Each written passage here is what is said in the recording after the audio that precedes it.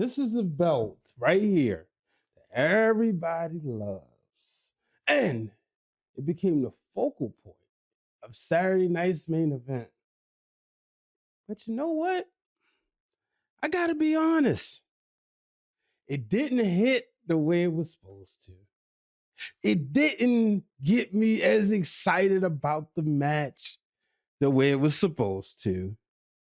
Ladies and gentlemen, coming up on this episode of Break It Down with Brian H., I'm going to recap WWE Saturday Night's main event and why one of my favorite titles didn't hit the way it should. No, baby, that's for somebody else. We're just going to keep you right where you're at right now. It doesn't matter what you think. The Wrestling Realm presents Break It Down with Brian H. Hello, ladies and gentlemen. Welcome to this episode of Break It Down with Brian H. I am your host, Brian H. Waters. This show is brought to you by the Wrestling Realm. Now, folks, remember one thing. If you want to save money on your tickets, go to SeatGeek, save $20, buy on tickets $50 or more. More importantly, save money, use a brand new email every time. Folks, it was WWE Saturday Night's main event. I was live tweeting from @BrianH.Waters. I was live tweeting from @Wrestling Realm. Make sure you follow those on all social media platforms, including Blue Sky. And I was excited. I didn't get a chance to make it. Unfortunately, my daughter was sick, so first job is I'm a dad. But and thank you for everybody for all the well wishes. I was sitting here, I was like, you know what? I'm excited. You know, we're going to watch the pay-per-view. Well, the network special together, right? But you know what? I have to admit, the thing that they teased last week, the thing that we were supposed to get excited about last week, didn't hit hard for me. You know, Cody comes out there, and he's walking with his jacket, right? Or his robe or his coat. And when he unveiled it, I'm not putting a belt on my waist. You saw this beautiful championship, right? You saw this beautiful championship. But it would have been a bigger pop if I didn't know. Now, to be fair, they never clearly stated Cody Rhodes is bringing back the Winged Eagle. But when you saw that long box and you saw Triple H say one night only, we all knew it was this.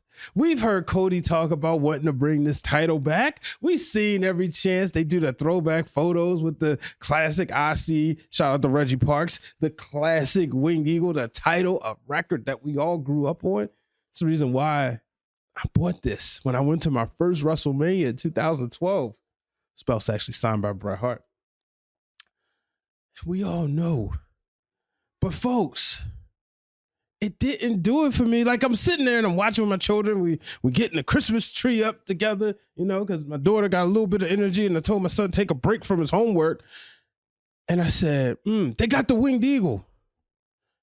And I was just like, I felt like I yelled and I cheered and there was no pop. You know, of course it's not going to hit for my kids, right? They seen the belt. You know, my son's like, yeah, it's that when he points to it on the wall. But I'm like, no. I need the element of surprise. I need that element of surprise. When you tell me there's a chance something's going to happen and it happens, it's like, okay. So that's where I'm at with that. As far as the match, I'm going to be honest. It was good, but the finish was like, that's what you're going to give me? And I know now, full transparency, I recorded a full episode immediately afterwards, and I got into post-production and the video did not look right. So I restarted the show. And upon that, I learned that Kevin Owens would beat up Cody Rhodes after the show. So that's what y'all wouldn't have got if I posted the other video.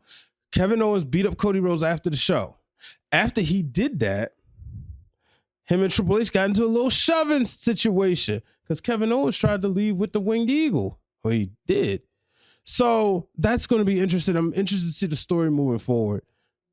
But I would have rather have seen a Dusty finish. And again, booking ourselves into a shoot, whatever. Would have wanted to see that. Would have wanted to see just something, maybe 3 crossroads or, a couple. But it's just like on a chair, Cody looks at the chair and all that, the ref bumps, it just wasn't for me. It wasn't. But speaking of championships, the belt's right here. I don't have the women's title, but they got their own variation. This is in white. Actually looks better than this one, if we want to be honest. Congratulations to Chelsea Green, who became the inaugural WWE Women's United States Champion. Now, I said this was going to be the finals when I saw the bracket. I mean, y'all remember during the spring, the summer, fall, Chelsea Green and Michin put on some bangers.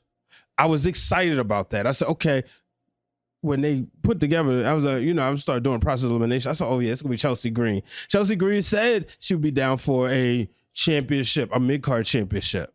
She's always been the workhorse. She said she would, if they're going to bring Cardi B into the WWE, she want to be the one wrestling her. Said somebody got to look up at the lights to Cardi B. Why not it be her? So her being willing to do what it takes to get the company over, shout out to her. This is a great reward, especially she wasn't on Survivor Series, nowhere to be found. And it was in Vancouver.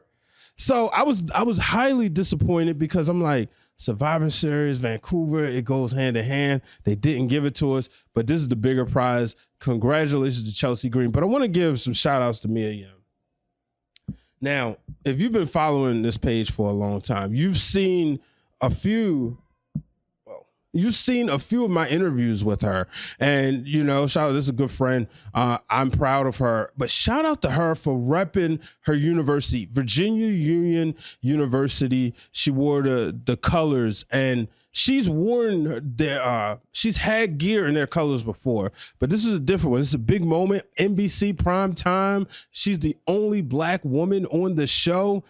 For her to represent HBCUs, incredible. Because let's be real. Mia Yim was an HBCU grad before it was the cool thing to do. She fall into the same essence of the real Dwayne Allen and I, when we was at Morgan State University. So I want to give a huge congratulations to her because she went out there, she did her thing. She showed off in kayfabe. It was just too much. Piper Niven, Chelsea Green trying to take out both of them, hitting the eat the feet on the floor. But what I love was the storytelling. Every chance she looked at the belt for the past couple of days, it was like it was getting closer and closer. Her eyes was like lighting up. But unfortunately, she couldn't get the job done. But it's okay. It's okay. We're going to get, I believe this is a match we'll get again. And I believe that it will be Michin walking away with the United States Championship. But again, congratulations to them. Semi-main event. They delivered. Going on prime time, a whole lot of eyeballs was on this. I can't wait for the ratings to come out because there's a whole lot of eyeballs. And one of the things about, you go into the production of things, right? And you look at what WWE did the whole night. They was giving you the full story in a dramatic way. The NBC had the NBC flair to it. You see this when you watch Sunday Night Football. You see this when you watch, back in the day when you watch NBA on NBC. All we was missing was Bob Costa's monologues. But, shout out to Joe Tessitore and Jesse the Body Ventura going out there, just calling the night in the beginning, host, and Jesse obviously doing the color commentary, hasn't lost a step, set and paved the way. And one of the people we put over was Liv Morgan, who went out there tonight and did her thing in her match with Io Sky. We know Io can go. That's a given. But Liv Morgan, people been saying like, oh, Liv is this, Liv is that. No, Liv always could go, and she's been able to change the character. If you go back and you look at previous versions of Liv Morgan, it's different. We've seen the evolution. I always I liked when I heard in Ronda Rousey's book about when they was going to reward Liv with the Money in the Bank, right? And Rhonda, he talked about just the kind of the storytelling they was doing. And so that was incredible. And, shout out to her. Shout out to Gunther, Finn Balor, and Damian Priest, right? Now, I like the story of Priest and Gunther going into Survivor Series. The match left a lot to be desired. This one I really enjoyed. Gunther was made sure he was no business, all business, right? Walk right out there, the Saturday night's main event. Crowd's a little intimate. Walk right through everybody. And I said, yeah, I picked Finn, but I don't think it's gonna be the night. Now, and Finn came out hyped, man. He looked ready. He looked like he was ready to finally bring home the title that he's been chasing since it's since it's made his return, or this variation, that world championship. Him and Seth Rollins put on a few bangers, but Gunther was just too much. He was just too much, but overall, I like the story and it's better. And, triple threats can be difficult, but I really enjoyed them three. And then the opener, man. Drew McIntyre. Sami Zayn. What a way to kick off the night. In the end, it was Drew McIntyre. And I tweeted from the Wrestling Realm. I told the real Dwayne Allen Drew McIntyre was going to be a star, folks. And that he is. But the other day, Drew was on Busted Open Radio, and he had a mic drop moment. And to summarize it up, he basically said what a lot of wrestlers feel. They give so much to the business. They give so much to the fans, only for the fans to get on the internet and say all this stuff. And it's like, he said when he was out, hardly anybody reached out to him. And it was just a reminder, his family is the one that matters. That's the ones. He's missed so many birthdays, weddings, so many events, entertaining us. And then, his attitude, man. He just comes out there, just does what he wants. We saw that on Monday night, or last Monday night with Sami Zayn, and this past Friday night with Jimmy Uso. He said he's coming after the bloodline. Now, a couple years ago, me and Stat Guy Greg interviewed him, and we interviewed him for the Ringer.com and Ringer Wrestling Show. And one of the things I said to Drew, Drew, Cody Rhodes is challenging Roman Reigns for the WWE Undisputed Championship. What is your advice that you would give him? And he looked at me, he said, it's a lot of them. I would tell, for me, it was tough. I had to go back one by one and take him out. And then even The Rock, that's my boy, but I had to take him out too. And then I would get Roman by himself. Long-term storytelling. That's what it looks like he's doing now. Look out for Drew McIntyre, folks. Drew is coming. But overall, shout out to WWE. Saturday night's main event. There will be another one in the end of January. It gave that nostalgic feel.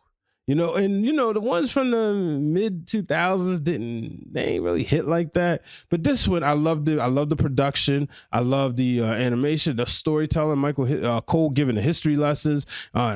And then Corey Graves, and then bringing Jesse Ventura and Joe Tessitore. Let me tell y'all, if that was a full-time announcing crew, they would have the potential to be better than a lot. They would easily could be in the top 3. The way Joe Tessitore tells a story, the color commentary, the natural charisma that Jesse the Body Ventura has, man, they would print money. And shout out to Pat McAfee. It was great seeing Pat McAfee back. So I was very excited. I said Corey Graves, not Corey Graves, Pat McAfee. But y'all know what I mean. But ladies and gentlemen, that'll do it. Thank you for joining me on this episode of Break It Down with Brian H. Until the next time, folks, make sure you hit the subscribe button, do all that stuff. Follow me at Brian H. Waters. Everything's in the bio. I put everything, I copy and paste the links. Click there. Y'all know where to go. Until the next time, folks, so long, everybody.